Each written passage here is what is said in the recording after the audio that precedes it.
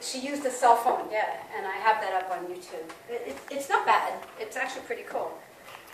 I have a very retro phone, I'm afraid.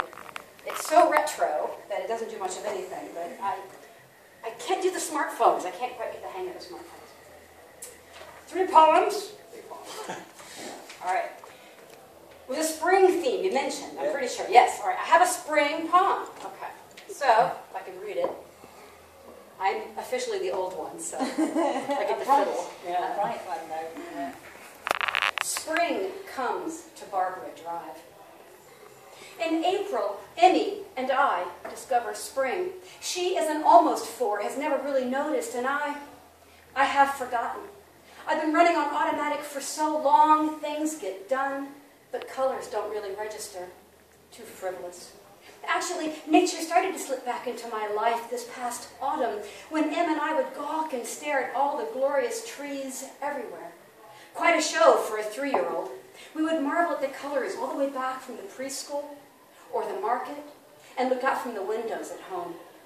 But with spring, we are shocked. Such vivid paint nature uses. Bushes are violet and yellow, and 3 kinds of pink, her favorite color. And we barely drive as we gape along, horns beeping behind, we don't care. We snap pictures and gaze lovingly at God.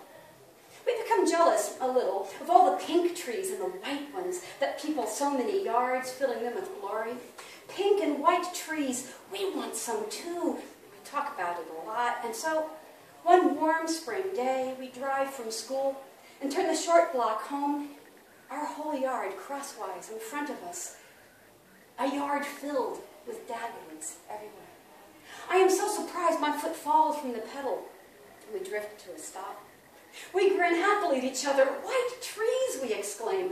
Our yard is crammed with them. We contribute to spring after all. Spring has come to Barbara Drive after 5 years of winter. Always too busy or sad to see each spring when nature would hopefully, proudly show me her beauty, her annual renewal of life. I'm getting better, I realize. I can see spring once more.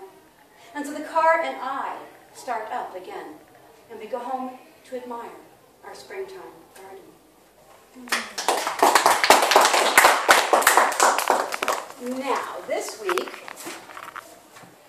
I've written a little poem as a response to people who ask me a question, and I don't have an answer for it. So this is a very whingy poem, and it's doggerel, and I often don't write this sort of a poem.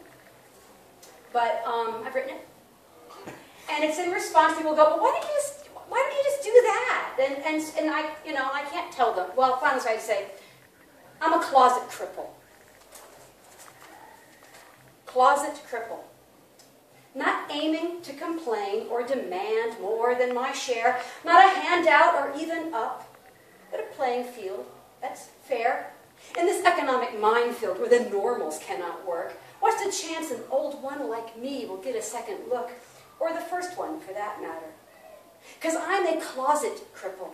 Defects safely out of view, aside from limits walking in that I might stumble onto you. Hidden safe inside my skin are some bones that won't obey, and some dodgy brain cells that decline to signal hand pathways. No dexterity to pick up pills, or type, or put my earrings in. Can't sit too long on fusion spine, and sometimes the room will spin. I'm a gimpo incognito, a cripple in disguise. And if I look healthy standing here, well, don't believe your eyes. I want to work, I need the cash. I miss the camaraderie. Try telling that to management where I'm just a liability, a gimpo incognito, a cripple in disguise. And just because I ain't fallen down yet, don't believe your eyes.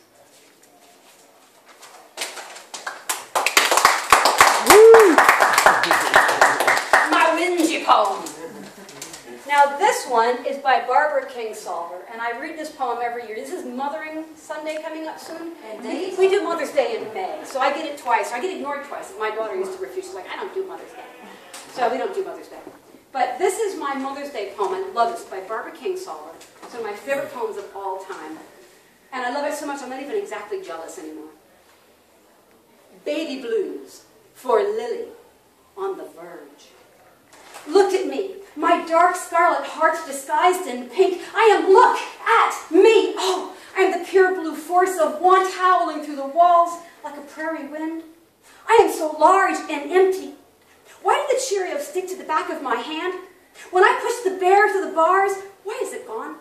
I want that bear. I want, oh listen, I hear the jingle shudder of ears getting up. The dog, oh come, come, come, come, come, come, come, come, come. Gone.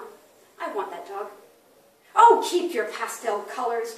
Boredom is a purple need. Hunger is vermilion. I want my dark blue heaven milk, mother, mother. But the minute I fall into darkness, she puts me down. They do that, you know. They put you down. The big ones only want one thing, to leave you alone. You have to stay awake, see? The big ones are my shepherd, and I shall want, with the pure blue force of a howling wind, I want the dog, the milk, the bear. I want every Cheerio that ever fell on the floor. I want the brightest colors all pressed hard against my gums. I want the world, and it will not fit into my mouth.